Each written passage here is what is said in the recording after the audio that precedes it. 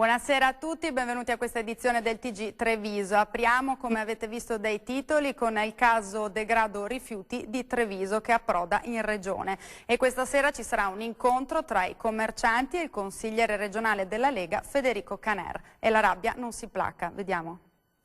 Ho voluto coordinare, con una regia regionale assieme ai consiglieri di opposizione di Treviso e alcuni commercianti esercenti della città che mi hanno contattato, perché l'emergenza rifiuti ormai è drammatica a Treviso. Approda in regione il caso degrado rifiuti di Treviso. Manca il censimento degli spazi, i rifiuti sono abbandonati lungo la strada. Lamentano i commercianti che questa sera ne discuteranno nella tu per tu chiesto con il trevigiano Federico Caner, portavoce della Lega Nord in regione. Questa sera incontro dei commercianti con i quali però vorremmo fare delle riunioni prossimamente anche più allargate. Il centro è assediato dai bidoni, ce ne sono di tutte le dimensioni, dappertutto, con l'umido, con i resti di cibo fuori dai ristoranti e bar, fermo dalla sera fino al giorno seguente.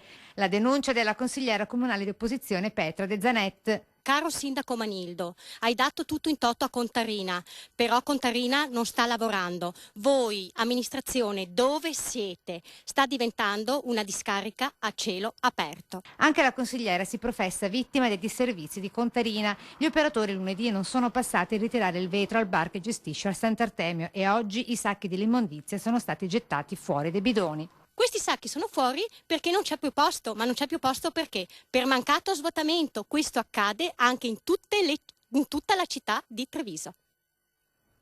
E sulla questione della raccolta differenziata andiamo a sentire la